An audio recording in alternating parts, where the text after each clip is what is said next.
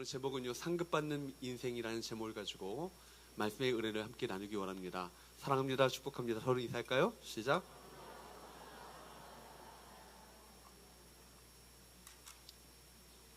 우리는 그 데살로니가전서를 지금 살펴보고 있습니다.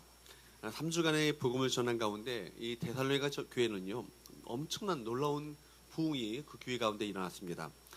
놀라운 부흥이 일어나자 유대인들이 질투를 해서 폭동을 일으켰고, 그로 인해 사도 바울은요, 목숨의 위협을 받는 굉장히 위험에 처하게 되었습니다. 예수를 처음 믿었던 그 사도 바울의 그 제자들이 사도 바울을 견면해서 밤중에 그 도시에서 그 사도 바울을 빼돌려 다른 도시로 그를 보냈습니다.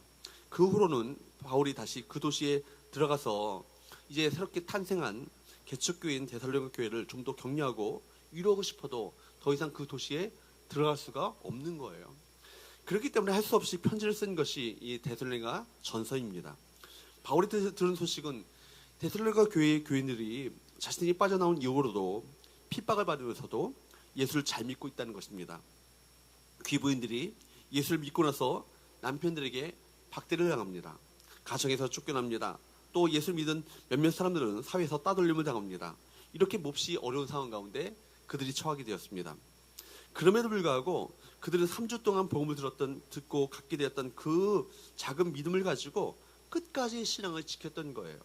게다가 뿐만 아니라 핍박을 받았지만 기뻐하면서 신앙생활을 했고 사방으로 다니면서 예수의 복음을 전하는 아름다운 기록이 우리 본문 가운데 기록되어 있습니다. 이 소식을 듣고 바울은요, 이 데살로니가 교회 성도들을 향해서 얼마나 마음 가운데 감격이 넘쳤는지 모릅니다. 끊임없는 감사가 터져나오는 거예요. 오늘 본문 또 19절 20절은 또 이렇게 말씀하고 있습니다. 뭐라고 말하고 있습니까? 19절과 20절 말씀을 한번 읽어보도록 할까요? 시작. 우리의 소망이나 기쁨이나 사랑의 면류관이 무엇이냐? 그가 강림하실 때 우리 주 예수 앞에 너희가 아니냐? 너희는 우리의 영광이요 기쁨이니라. 우리가 주목해야 할 단어가 있는데 자랑의 면류관이라는 거예요. 면류관은요, 그 당시 운동 경기에서 경기자가 결국 그 경기에서 승리하게 되면 승리자가 받게 되시는 면류관이, 월계관이 바로 이 면류관이죠. 바로 그러므로 바울은요, 면류관이라고 말하는 것은요, 주님께서 다시 오시는 그날 우리가 주님께 받을 하늘의 상급을 말씀하고 있는 거예요. 면류관은 뭐라고요? 하늘의 상급이라고요. 성경은 마지막 날 성도들이 받을 하늘의 상급이 있음을 말씀하고 있습니다. 곧 면류관이 몇 가지가 있다고 이야기합니다. 디모데후서 4장 8절 말씀을 한번 보도록 할까요? 디모데후서 4장 8절 말씀을 보도록 합니다. 시작. 이제로는 나를 위하여 의의 면류관이 예비되었으므로 주 곧 의로우신 재판장이 그날에 내게 주실 것이며 내게만 아니라 주의 나타나심을 사모하는 모든 자에게도니라. 여기 보니까 바울은요, 그냥 행방 없이 달린 것이 아니에요. 목표를 가지고 달렸습니다. 결국은 내가 이렇게 사명을 감당한 후에 주님 앞에 섰을 때 주께서 나를 위해서 뭘 예배해 놓으셨다? 의의 면류관을 예배해 놓으셨다. 의의 면류관을 예배해 놓으셨고 그 의로우신 재판장이 내게 그날에 내 머리에 씌워주실 것이고 나뿐만 아니라 나만 그 면류관을 받게 되는 것이 아니라 주의 나타나심을 사모하는 모든 자에게 그 승리의 면류관을 씌워주실 것이다. 의의 면류관을 씌워주실 것이다. 이렇게 확신을 가지고 이야기하고 있었던 것입니다. 여러분, 선한 싸움을 달리고 마지막 그 달려갈 길을 마치고 우리에게 주어지는 것은 뭐예요? 의의 면류관이 예비되어 있음을 믿으시기를 축복합니다. 바로 모든 자들에게 바로 이 동일한 그 면류관을 우리 가운데 주신다는 얘기입니다. 야고보서 1장 12절 말씀에 보면 또 이런 말씀이 있습니다. 어떤 자가 복이 있는가? 우리 같이 한번 읽어보도록 합니다. 시작. 시험을 참는 자는 복이 있나니 이런 시련을 견뎌내는 자가 주께서 자기를 사랑하는 자들에게 약속하신 생명의 면류관을 얻을 것이기 때문이라. 야고보서는 바로 너희가 시험을 만나거든 기쁘게 여기라 이렇게 얘기합니다. 뿐만 아니라 시험을 어떤 자가 복이 있다고요? 어떤 자가 축복된 자라고요? 시험을 참는 자가 복이 있다. 시험을 참는 자가 축복된 자다.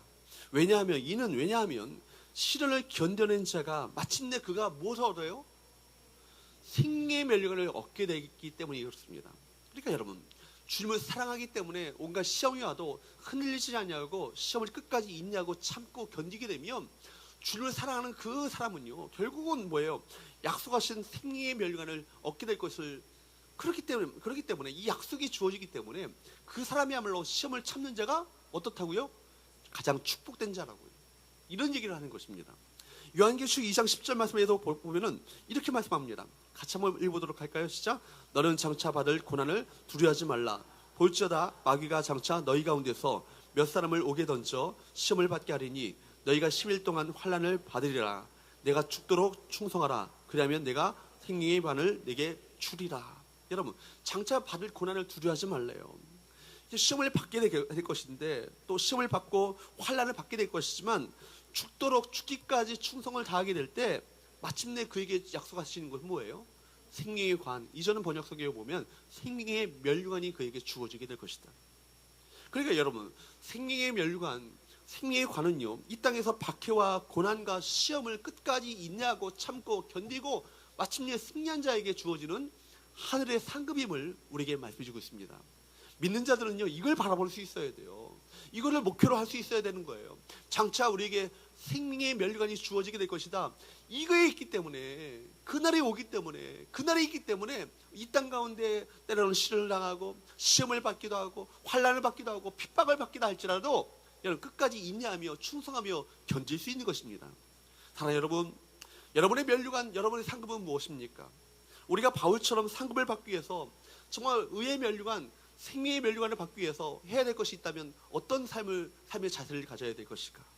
우리 몇 가지, 우리 말씀을 통해서 세 가지 레슨을 함께 배우길 원합니다. 첫 번째는요, 따라합시다. 말씀이 역사하시는 믿음을 가지라. 말씀이 역사하는 믿음을 가지라는 것이죠. 여러분, 데살로니가 교회는요, 어떤 특징을 가지고 있었습니까? 말씀이 역사할 수 있는 믿음을 가졌다는 거예요. 말씀이 역사할 수 있는 믿음. 여러분, 어떻게 말씀이 역사할 수 있겠어요? 역사한다는 말이 뭐라고요? 일한다는 얘기잖아요. 사역한다는 얘기잖아요. 말씀이 일하기 시작했다는 거예요. 말씀이 역사했다는 얘기입니다. 말씀이 사역했다는 얘기예요. 그 교회 가운데 말씀이 움직이면서 일을 만들어냈다는 얘기예요.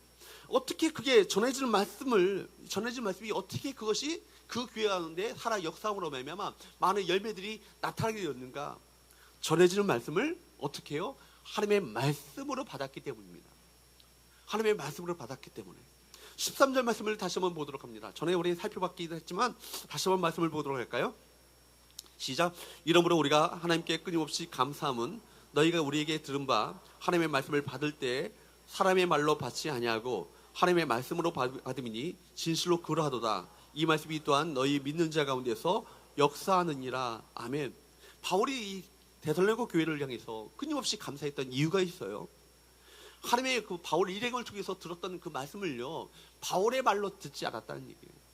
바울의 일행의 말로 듣지 아니하고 사람의 말로 받지 아니하고 어떻게 받았다고요? 하나님의 말씀으로 받음이니 진실로 그러하도다. 이 말씀이 너희 가운데서, 너희 속사람 가운데서 살아 역사하는, 일하기 시작하는 말씀이 되었다라고 이렇게 이야기합니다. 그러므로 여러분, 한 사람의 믿음의 건강함을 알아보려면 그가 하나님의 말씀에 어떻게 헌신하는지를 알아보면 됩니다. 좋은 믿음의 사람이란 순종하는 사람이, 하나님의 말씀을 중심으로 사는 사람이요, 그 말씀에 순종하는 사람이기 때문에 그렇습니다.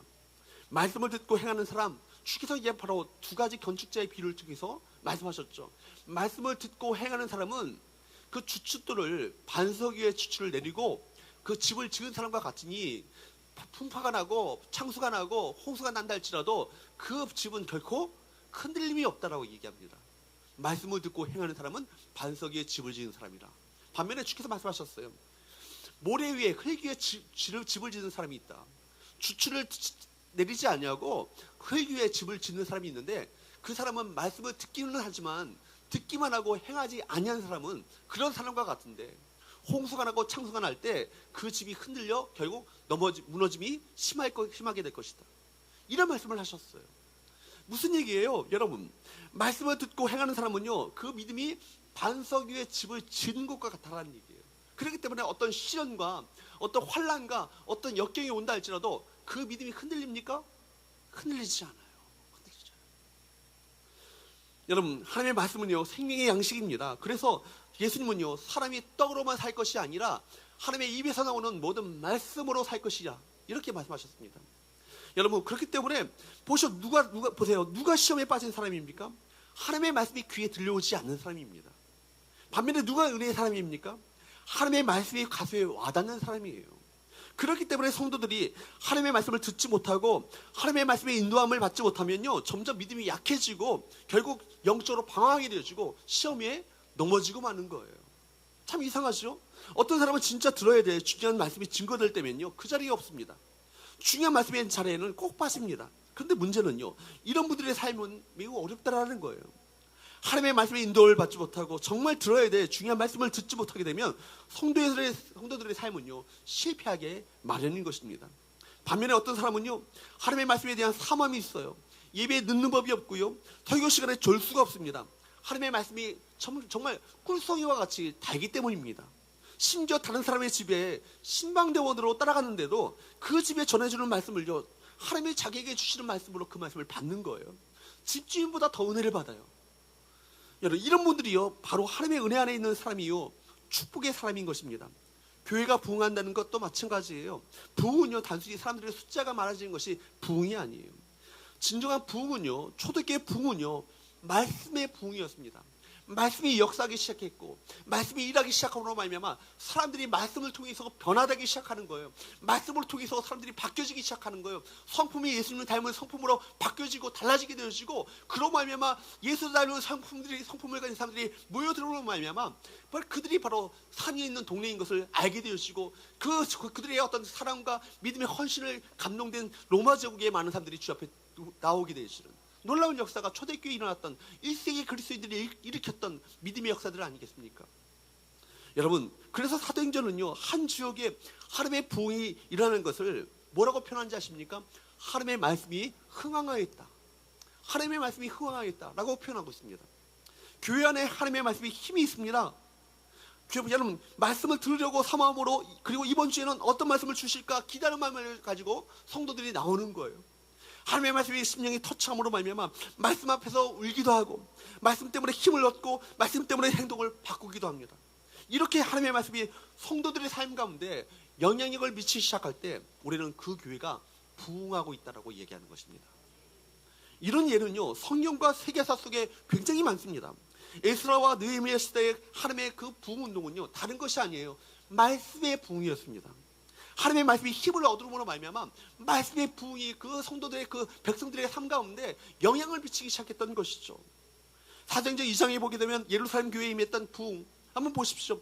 베드로가 성령의 충만함으로 말미암아 하나님의 말씀을 전할 때 그 말씀 앞에 사도행전 2장에 보니까 많은 예루살렘 사람들이 두려워 떨며 떨었다라고 얘기합니다. 그리고 사도행전 2장 37절 말씀에 보면 어떤 반응을 보입니까? 같이 한번 읽어보도록 할까요? 시작. 그들이 이 말을 듣고 마음에 찔려 베드로와 다른 사도들에게 물어 이르되 형제들아 우리가 어찌할꼬 하거늘. 여러분, 말씀이 임하기니까 하나님을 경외하는 마음을 가지고 말씀을 받기 시작하는 거예요. 그러니까 형제들아 우리가 어찌할꼬 말하면서 주님 앞에 돌아오는 회개의 역사가 그 예루살렘 교회 가운데 1세기 그리스도인들 가운데 일어나기 시작했다는 것입니다. 여러분, 웨슬리의 부흥운동, 여러분, 전 영국을 뒤흔들었던 부흥운동 아닙니까? 그것도 뭐예요? 말씀의 부흥이었습니다. 1907년 대한민국 평양에 하나님의 부흥이 임했을 때 그때도 하나님의 말씀이 힘을 얻었고 사람들은 말씀 앞에 무릎을 꿇기 시작함으로 말미암아 부흥의 역사가 일어나게 된 것입니다. 반면에 사람들이 하나님의 말씀을 듣고도 변화되지 않을 때 그것이 진짜 위기인 거예요. 말씀을 듣고도 순종하지 않습니다. 하나님의 말씀이 전해짐에도 불구하고 말씀이 선포됨에도 불구하고 그 말씀이 힘을 얻지 못해요. 사람들에게 마음의 심령을 움직이지 못합니다. 설교 들으면서 하나님의 말씀을 듣지 않고 목사의 지식이나 목사의 사상, 사람의 이야기로 받아들이기 시작할 때 그때가 바로 교회의 위기인 것입니다. 유대가 바벨론에 의해서 멸망당할 때 영적 상황이 그렇지 않습니까? 그들은 하나님의 말씀을 듣는 것을 귀찮아했어요. 선지자들이 하나님의 심판과 하나님의 회개에 대해서 말하기 시작하니까 우리에게 그런 말씀 하지 말라. 우리에게 대신에 부드러운 말, 듣기 좋은 말을 하라고. 심판과 죄에 대한 지적 같은 거 말하지 말고 축복받아라, 위로받아라, 그런 말을 하라고 그들에게 외쳤습니다. 이사야 선지자는 바로 이것이 바로 예루살렘의 멸망의 위기가 되었다라고, 이유였다고 그렇게 이야기하고 있습니다. 그렇습니다. 하나님의 말씀 앞에 사람들이 두려워 떨고 말씀에 순종하기 위해서 자신의 생각을 버리는 일, 그런 일들이 우리 가운데 일어나야 되지 않겠습니까? 하나님의 말씀을 읽다가 생명 되신 예수님을 발견하고 구원을 얻고 하나님의 말씀을 읽다가 회개하고 삶이 변화되어지는 놀라운 역사가 일어나지 않겠어요? 하나님의 말씀을 듣는 가운데 내가 정말 용서해야 될 사람을 용서하고 그를 품어주고 용납하며 사랑으로 덮어주는 그런 변화의 역사가 우리 가운데 일어나지 않겠습니까? 이게 진짜 부인 거예요. 여러분, 하나님의 말씀에 대해서 여러분들은 어떻게 반응하고 계십니까? 그것이 우리의 믿음을 재는 척도가 될 수 있음을 여러분 아셔야 합니다. 어느 시대건 하나님의 부흥은 바로 말씀의 부흥으로 일어났고 말씀의 부흥으로 말미암아 이 대단한 교회가요, 모든 믿는 자들의 본이 되어지는, 모든 믿는 자들의 귀감이 되어지는 그런 교회가 되었음을 여러분 기억하시기를 주님으로 축복합니다. 우리 교회 가운데 말씀을 통한 진정한 변화의 역사가 저와 여러분의 심령 가운데 일어날 수 있기를 주님으로 축복합니다. 그런 말미암아 주께서 참으로 찾으셨던 그 예배, 주께서 찾으셨던 바로 그 교회, 그런 모습들이 우리 교회 가운데 일어날 수 있기를 주님으로 축복합니다. 두 번째로, 우리가 상급받는 인생이 되기 위해서 우리가 필요한 것은, 따라합시다. 고난 속에서도 인내하라. 고난 속에서도 인내하라는 것이죠. 여러분, 데살로니가에 살았던 사람들이 복음을 들은 후에 삶에 어떤 변화가 일어났어요? 그들의 삶 가운데 전적으로 그들이 의지하고 그들이 믿고 섬겼던 우상들을요, 그들이 과감히 버리기 시작하는 거예요. 이제 더 이상 자기 민족들의 죄된 삶의 방식을 따르지 않기로 그들이 결단하고 결심하며 주 앞에 돌아오기 시작합니다. 하나님만이 바로 살아계신 분으로 믿고 섬기기로 결단하는 거예요. 근데 그 이유 때문에요, 그들이 많은 환난과 고난을 겪게 되거든요. 바울은 이런 데살로니가의 성도들에게 다음과 같이 격려합니다. 14절과 15절 말씀을 한번 보도록 합니다.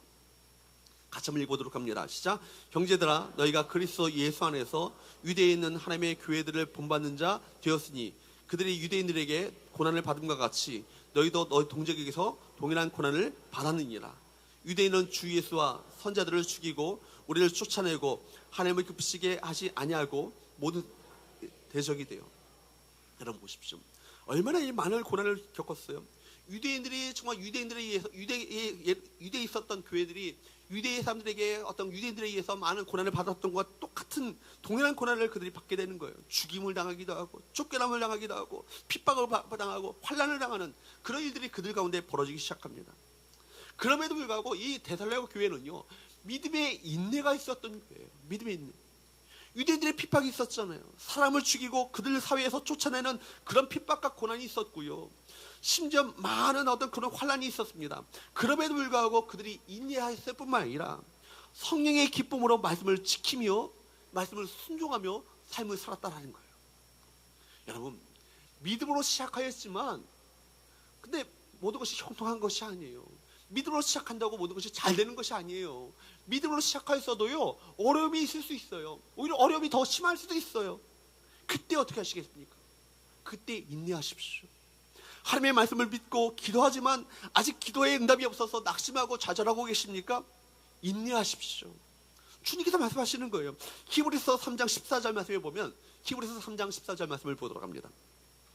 히브리서 3장 14절 말씀을 보면 이렇게 말씀하십니다. 같이 읽어보도록 할까요? 시작. 우리가 시작할 때 확신한 것을 끝까지 견고히 잡고 있으면 그리스도와 함께 참여한 자가 되리라.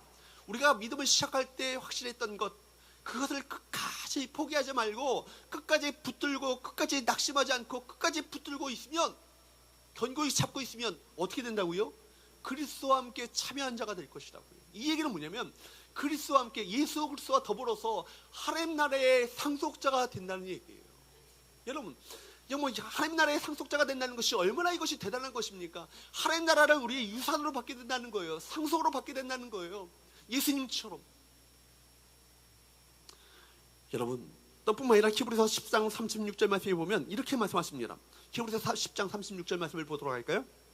시작. 너에게 인내가 필요함은 너희가 하나님의 뜻을 행한 후에 약속하신 것을 받기 위함이라.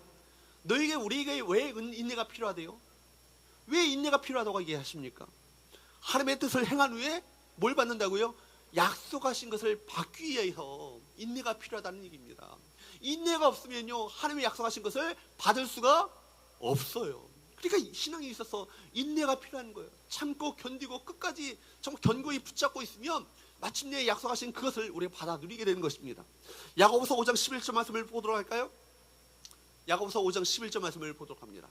같이 읽어보도록 합니다. 시작. 보세요. 우리가 어떤 자를 축복되다라고, 어떤 사람이 참 행복한 사람이라고, 어떤 사람이 복 있는 사람이라고 얘기합니까? 인내하는 자를 복 있다고 얘기합니다. 왜냐하면 여러분, 너희가 욥의 인내를 들었고, 욥은 어떤 사람이에요? 말할 수 없는, 여러분 상상할 수 없는 시험을 겪었던 사람 아니에요? 사단의 온갖 시련과 어떤 풍파 속에 그가 처했던 사람 아닙니까? 정말 죽고 싶은 어떤 심정을 얼마나 막 겪었겠습니까? 그러나 그는 믿음을 가지고 끝까지 견뎠던 거예요. 끝까지 인내했던 거예요. 그러니까 그 결말이 어떤지 아십니까? 여러분, 그 갑절의 복을 받게 되잖아요. 엄청난 하나님의 그 몇 갑절의 그 복을 그가 누리게 되잖아요. 그러니까 너희가 욥의 인내를 들었고 주께서 주신 결말을 너희가 보았거니와, 그렇기 때문에 주는 가장 자비하시고 긍휼히 여기시는 이신이라. 그러니까 이 주님께서는요, 인내하는 자에게 가장 자비롭게 대하신다는 거예요. 인내하는 자를 참으로 긍휼히 여기시며 불쌍히 여기신다는 거예요. 마침내 그 약속하신 것을 그 인생 가운데 베풀어 주실 것이기 때문에, 그렇기 때문에 누가 복된 사람이에요? 인내하는 사람이 복된 사람인 거예요. 여러분, 인내하면 약속이 있습니다. 끝까지 인내하면요, 하나님께서 약속하신 그것을 우리가 받게 되는 거예요. 여러분들이 지금 고통과 고독의 자리를 경험하고 있다 할지라도, 기도함으로써 주님 앞에 강력한 믿음의 사람으로 인내하게 될 때, 모든 인내의 과정이 마침내 우리 삶 가운데 상급으로, 면류관으로 주어지게 된다는 것을 믿으시기를 주님으로 축복합니다. 위대한 중국 선교사인 허드슨 테일러에게 선교사 지방생이 찾아와서 그에게 물었습니다. 선교사님은 참 위대한 선교사이신데, 선교사님처럼 위대한 선교사가 되는 비밀은 무엇입니까? 그러니까 이 테일러가 얘기합니다. 첫째는 인내요, 둘째는 인내요, 셋째도 인내라고. 여러분, 인내는요, 위대한 선교사가 되는 비결일 뿐만 아니라 위대한 그리스도인이 되는 비결이요, 하늘의 상급, 하늘의 그 면류관을 받게 되시는 비결임을 믿으시기를 바랍니다. 여러분, 면류관을 받기 위해서는요, 인내가 필요한 거예요. 하나님이 주시는 축복을 받기 위해서는요, 끝까지 인내하는 믿음의 태도가, 자세가 필요한 것입니다. 결국 인내하는 사람이 마지막에 가서는요, 결국 성공과 승리와 축복을 누리게 되는 것입니다. 주님께서는 우리 인생을요, 경기장에서 경주하는 사람과 같다라고 말씀하십니다. 운동장에서 경주하는 사람과 같다라는 거예요. 경주하는 사람에게 가장 필요한 것이 뭐예요? 끝까지 완주하는 것이 필요하잖아요. 끝까지 완주하기 위해서는, 그렇기 때문에 우리가 인내가 필요한 거예요. 그래서 주님께서는 우리에게 말씀하십니다. 인내로서 경주하라. 따라합시다. 인내로서 경주하라. 여러분, 인내로서 경주하라는 거예요. 여러분, 달리기를 하다가 도중에 포기해서는 안 되는 것입니다. 우리나라 마라톤의 금메달리스트 누구예요? 황영조 선수가요, 미국 LA 올림픽에서 마라톤에서 금메달을 딸 때, 그때 중간에 포기하고 싶은 생각이 있었대요. 도저히 이건 못 뛰겠다. 32km 지점에서 제일 힘들어가지고요, 더 이상 이제는 이 마라톤을 할 수가 없다고 포기하고 싶은 생각이 있었답니다. 그때 두 가지를 생각했대요. 하나는 어머니를 생각했대요.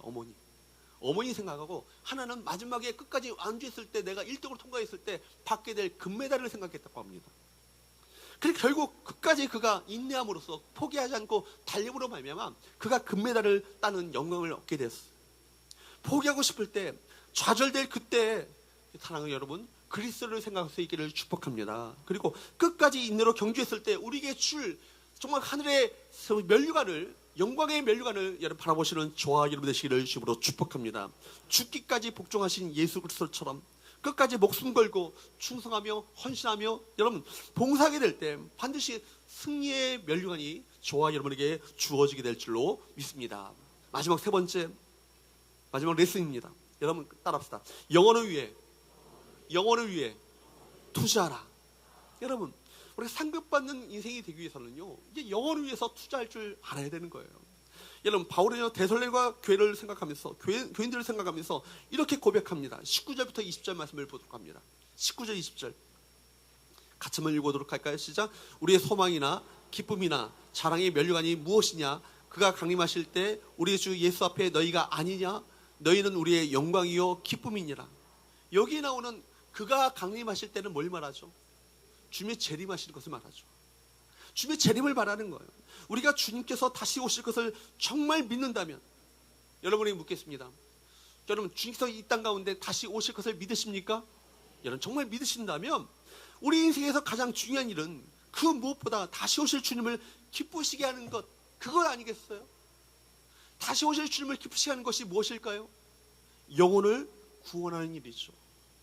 우리 교회가 이 땅 가운데 주님을 기쁘시게 하는 교회가 되기 위해서는요, 다른 해야 될 많은 일이 있지만 가장 중요한 것이 있다면 영혼을 구원하는 구원의 방주가 되는 거예요. 그렇죠? 그 영혼을 살리는 그 교회가 될 때 그 교회를 하나님께서 가장 기뻐하시는 교회가 되지 않겠어요? 그게 선교하는 교회, 전도하는 교회를 가장 기뻐하시는 거예요. 우리 성도들도 마찬가지죠. 한 영혼을 구원하는 그 영혼을, 그 성도를 하나님께서 기뻐하시지 않으시겠어요? 그렇습니다.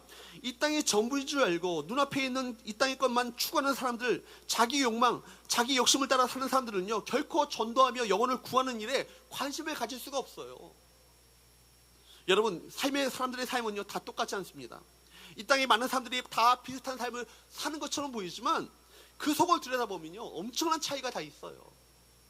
한번 태어나서 살다가 죽는 것은 다 똑같지만 어떤 사람은요, 아무런 가치가 없는 것에 일평생을 거기에 허비하다가 그 인생을 마치는 사람이 있는 반면에, 어떤 사람은요, 정말 가치 있는 것, 영원한 것을 위해서 투자하다가 그 인생을, 그 사명을 위해 살다가 그 인생을 마치는 사람이 있다는 얘기입니다. 하나님을 모르는 불신자들은요, 죽음이 끝이라고 생각하기 때문에 이 땅 여기만 보고 삽니다. 그러나 하늘에 속한 저와 여러분들은요, 죽음을 뛰어넘어 무엇이 있다는 것을 알아요? 영원히 있다는 것을 알지 않습니까? 영원히 있다는 것을 보고 주님께서 다시 오실 것을 소망하며 살아갑니다. 맞습니까? 그렇다면, 이것이 분명하다면 주님이 오실 때 저와 여러분들은요, 주님 앞에 내놓을 만한 자랑의 면류관이 있어야 되지 않겠어요? 그 자랑의 면류관을 준비해야 되지 않겠습니까? 저와 여러분들은 삶의 지평을 넓혀야 합니다. 지금 내가 하는 일이 과연 100년 후에 영원의 그 관점에서 볼 때, 영원한 천국에 가서 보면 내가 하는 일이 어떤 평가를 가져올 것인가를 생각해 보시라는 얘기예요. 오늘을 영원과 이어지도록 만들어야 합니다. 이 땅은 영원한 것이 아니죠. 주님은 반드시 다시 오실 것입니다. 요한계시록의 맨 마지막에 보면 주님께서 분명하게 말씀하십니다. 이렇게 말씀하셨어요. 내가 속히 오리라. 내가 속히 오리라. 저는 주님이 말씀하신 그대로 반드시 다시 오실 것은 저 믿습니다.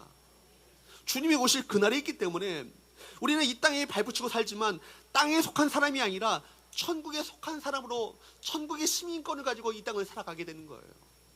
주님 오실 그날이 있기 때문에, 그날이 오면이잖아요. 그날이 오면 정말 때때로 예수 믿는다는 것 때문에 억울한 일을 당하기도 하고 욕을 먹을 때도 있지만, 그래도 우리가 기죽지 않고 절망하지 않고 자살할 필요가 없는 이유가 뭐예요? 그날이 오면 모든 것이 다 바뀌어지기 때문입니다. 그날이 오면요, 내가 이 땅에서 당한 손해와 억울하게 입은 상처들을요, 주님이 다 싸매주시고 내가 입은 손해보다도 몇 갑절 풍성한 축복으로 내게 안겨주실 것을 저는 믿기 때문에, 여러분이 믿기 때문에 이 땅 가운데 그 사명을 위해 살아가는 것 아니겠습니까? 그날에 오면 우리는 이 세상에 말로 다 표현할 수 없는 거짓과 악행, 음란과 온갖 더러운 일들로 가득해서 이 땅 가운데 믿음을 가지고 끝까지 견고히 서서 그 길을 걸어갈 수 있는 그 이유가 뭐예요? 그날이 오기 때문에, 그날이 있기 때문에. 우리가 잘 살아도 우리가 그날이 있기 때문에 잘 사는 것이 의미가 있는 것이고, 못 살아도 그날이 있기 때문에 못 사는 것이 의미가 있는 거예요. 여러분, 주님 오시는 날, 그날 어떤 일이 날까요? 사도바울은 그날을 마음에 그려올 때마다 흥분을 감추지 못하는 거예요. 짧은 한평생을 살아가면서 다시 오실 예수님을 위해서 다른 사람에게 전도하고 주님 나라를 위해서 자신의 전부를 드렸기 때문에 그날이 오면 그가 누리게 될 영광이 얼마나 놀라운 것인가를 그것을 상상하며 이 땅을 살았기 때문에 감옥 가운데 있어도 기쁨을 가지고 편지를 쓰는 거예요. 그렇지 않습니까? 그런 결혼도 못했어요. 그죠? 총각들한테, 청년들한테 물어보니까 결혼을 하고 주님 오셔야 될 거예요. 그런 얘기를 하더라고요. 결혼 못했지만 여러분, 결혼도 하지 않았고 복음을 전하다가 숱한매를 맞았고 여러 번 감옥에 갇혔지만 주님이 재림하시는 그날 어떤 상급과 어떤 축복과 칭찬이 기다리고 있다는 것을 그는 너무나도 잘 알았어요. 그런 것들이 하나도 아쉽지 않았다는 거예요. 그런 것이 하나도 억울하지 않았다는 얘기입니다. 특히 데살로니가 교회의 성도들 때문에 주님께로부터 받을 칭찬과 상급을 생각하면서 그는 이렇게 고백하는 거예요. 예수님께서 재림하시게 되면 너희가 바로 나의 자랑의 면류관이야. 너희가 나의 자랑이 되고 기쁨이 될 것이야. 그것만 생각하면 내 가슴이 뛰는구나. 이런 얘기 아니겠습니까? 여러분, 그런데 이것이요, 사도 말만이 아니에요. 주님을 위해서 물질을 바치고 시간을 바치고 더 나아가서 자신의 삶을 송두리째 드리는 성도들이 그날이 오면 주님께로부터 받을 상급이 어떤 것일까요? 바울이 받았던 놀라운 그 축복과 은혜와 그 상급을 동일하게 받지 않을까요? 동일한 위로와 상급이 우리 모두에게 주어지지 않겠습니까? 그 상급과 그 축복을 기대하시는 저와 여러분 되시기를 주님으로 축복합니다. 여러분, 홀랜드 오퍼스라는 영화가 있어요. 이 영화 꼭 한번 보시면 좋겠어요. 너무나도 좋은 영화예요. 저는 몇 번씩 봤어요. 너무나도 감동이 되었고 마음 가운데 장차 우리가 주님 앞에 섰을 때 이런 어떤 영광이 있겠구나, 그런 상상을 하게끔 하는 그런 영화입니다. 글렌 홀랜드라는 분이 계셨어요. 이분이요, 교향곡을 작곡하는 것이 그의 꿈이었습니다. 이를 위해서 음악 교사 생활을 시작했어요. 근데 학교에서는 그에게 작곡할 만한 그 시간적인 여유를 주지 못했어요. 너 얼마나 바쁜지. 그리고 교사일만 해도 시간이 모자란 거예요. 그리고 합주단과의 첫 연습은요, 그의 기대와 전혀 다른, 정말 실력도 형편없는 합주단의 연주 어떤 그 실력을 갖고 있었습니다. 박자가 온통 엉망이었고, 그럼에도 불구하고 열등감에 빠졌던 랭이라는 그 여학생에게 클라리넷을 가르쳐 줍니다. 그리고 열심히 학생들을 가르칩니다. 근데 음악으로 태교까지 했던 그에게 아들이 태어났는데 콜트레인이라는 그 청각 장애를 가진 아이가 태어나게 된 거예요. 그리고 그렇게 교직생활 30년이라는 세월이 흐릅니다. 학교의 재정 문제로 인해서 결국 음악 과목이 폐지되었고 자신은 학교를 그만두게 됩니다. 그때 학교를 나오면서 억지로 시작했던 길이 나에게 이렇게 미련을 남기다니, 내 인생을 망쳤어 라면서 강단을 떠나려고 합니다. 여러분, 30년 동안 가르침을 받았던 학생들이요, 홀랜드 글렌 선생님을 위해서 환송식을 준비했던 거예요. 옛날 열등감으로 가르쳤던 그 학생, 클라리넷을 배웠던 그 옛날 그 학생이요, 랭이라는 그 학생이 주지사가 되어서 학교에 오게 됩니다. 그리고 주지사 랭이요, 환송식을 준비한 그 강단에 서서 이렇게 이야기하는 것입니다. 홀랜드 선생님은 실패했다고 후회하실지 모르겠지만 그렇지 않습니다. 주위를 보세요. 선생님에게 모두 영향을 받은 제자들입니다. 선생님 덕분에 모두 훌륭하게 성장했어요. 우리가 선생님의 교향곡입니다. 우리가 선생님 작품의 멜로디이자 음표이자 음악인 것입니다. 이젠 저희들이 선생님께 뭔가 돌려드려야 할 때인 것 같습니다. 선생님과 산모님, 그리고 30년간 작품을 기다리신 모든 분들을 위해서 이 지휘봉을 잡아주시지 않겠습니까? 선생님이 아메리칸 심포니를 직접 지휘해 주시기 바랍니다. 그러면서 뒤에 막이 쫙 거치는 거예요. 그리고 제자들에 의해서 구성된 오케스트라가 그 뒤에 버티고 있습니다. 그리고 나타납니다. 그리고 그 오케스트라는요, 홀랜드 선생님의 평생의 작품이었던 아메리칸 심포니를요, 아메리칸 그 교향곡을 연주합니다. 이때 홀랜드 선생님이 얼마나 감격스럽게 그 교향곡을 연주했는지 몰라요. 그리고 그 영화가 막을 내리는 거예요. 글렌 홀랜드 선생님에게 제 아들이 그의 면류관이 되었던 것처럼 사도 바울 자신도 복음을 전하고 기도로 세웠던 이 데살로니가 교회 성도들을 한 사람 한 사람이 마지막 날 주님 앞에 내세울 자랑의 면류관이라고 그가 당당하게 이렇게 고백하고 있지 않습니까? 마찬가지예요. 저와 여러분 역시 가슴 설레는 기쁨과 소망으로 주님 오실 날을 기다리면서 주님 앞에 내보일 자랑의 면류관이 있어야 되지 않겠어요? 주님 앞에 내보일 자랑의 면류관이 무엇일까요? 한 영혼에게 복음을 전하며 그가 구원을 받고 주님을 신실하게 섬기는 주님으로의 주님의 제자로 세월 받게 되었다면, 즉 세워진다면 그 사람이 저에게, 여러분에게 자랑의 면류관이 되지 않겠습니까? 다른 사람들에게 복음을 전하고 그들을 구원하여 주님의 제자로 세우는 이 일에 온 삶을 드리는 우리 성교회, 우리 모든 성도들 될 수 있기를 주님으로 축복합니다. 그렇게 함으로써 주님 오시는 그날이 오면, 그죠? 그날이 오면, 그날에 주님께로부터 칭찬과 상급과 존귀, 주님께서 직접 씌워주시는 영광스러운 면류관을 우리 모두가 받아 쓰는 귀한 우리 복된 은혜가 우리 모두에게 있게 되기를 주님으로 축복합니다. 기도하겠습니다.